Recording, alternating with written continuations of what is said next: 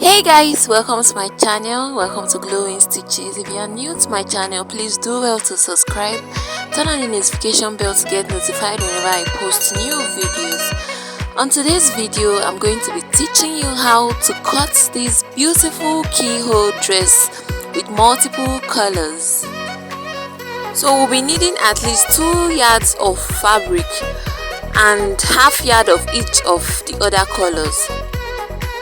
And we'll be cutting a line shape for the down part of this dress. So you mark out your waist measurement, your hip measurement and your knee measurement, and then you move on to form the A-line shape.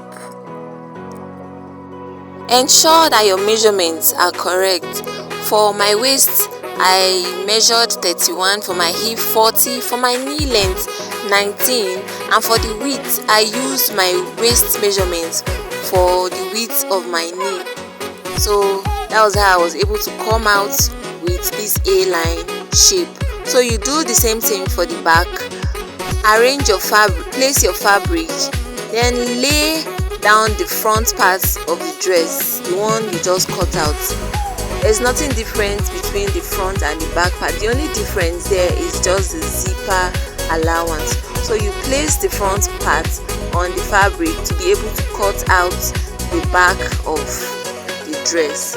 So as you can see, I'm cutting out the back of the dress. If you look carefully, I left out 1 inch. That's to say that part, the 1 inch I left is the zipper allowance.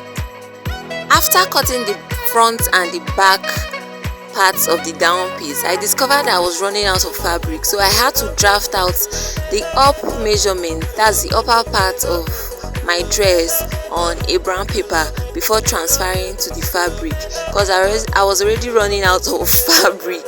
So here am I marking out my bust point, my under bust and my half length. I'm trying to mark out the armhole here. Just watch and see what I'm trying to do. My bust point 9.5, my under bust 13.5, my half length I used 17. Okay, the armhole length I used 9, and I'm trying to bring out the curve. Okay, for the width, my bust I used 36.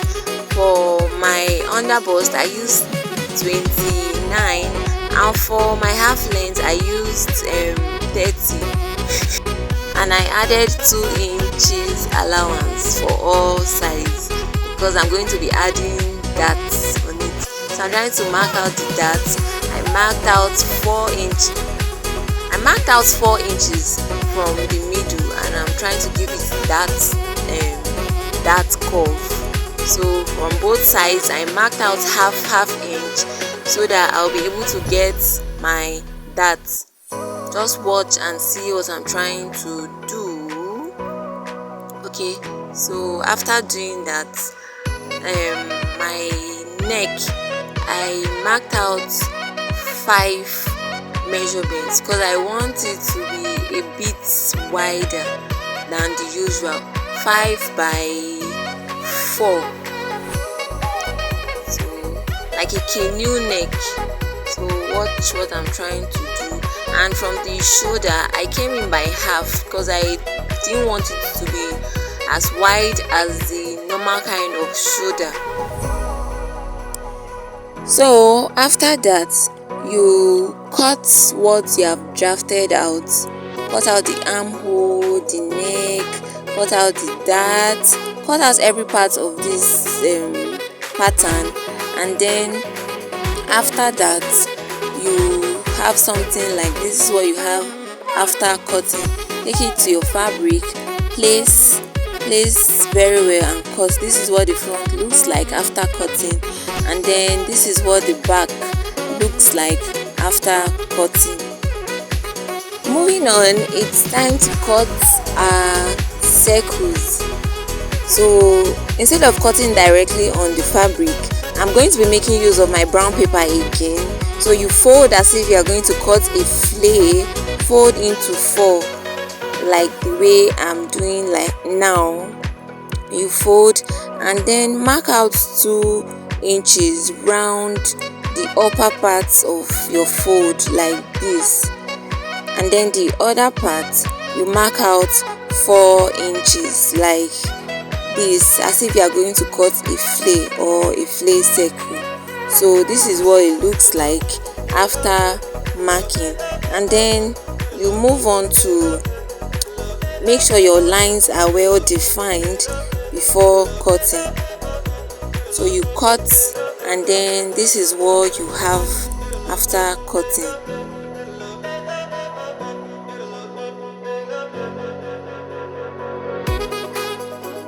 You place on your fabric and cut. This is the yellow, this is the blue fabric. I'm trying to fold and to place on what I cut initially. Trying to place the pattern on the fabric to cut. So this is it. You cut well, ensure you are doing it correctly. So this is it. I have so many colors here, and then after that you place on your gum stay and iron. Ensure you iron well.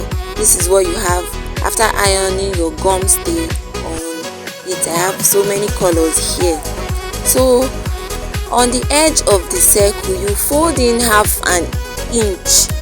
Ensure you press very well, iron it very well so that while joining it will be easier for you. You will not be stressed out while joining it to your black fabric. So fold in 1/2 inch, and then you move on to placing your circles on your black fabric.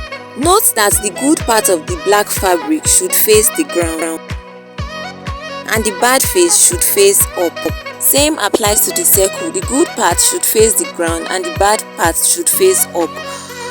Place the colors the way you want, pin them down, and then sew the middle of the circles round just as I've already done. So you cut, after sewing you cut out the middle part of the circle like I'm doing. Cut out the middle, then make sure you cut round, so that when flipping over the circles it will flip over easily like this. So we are going to be trying this on the other color next to the fabric. Cut the middle part of the circle, cut round, and then flip over, as easy as that. So you do that for each of the circles. Do that, repeat it for each of the circles. Ensure you cut so that it will turn easily, it will flip over easily. And then this is what you have after flipping over. Give it a good press. Make sure you iron very well gum to make it stay firm.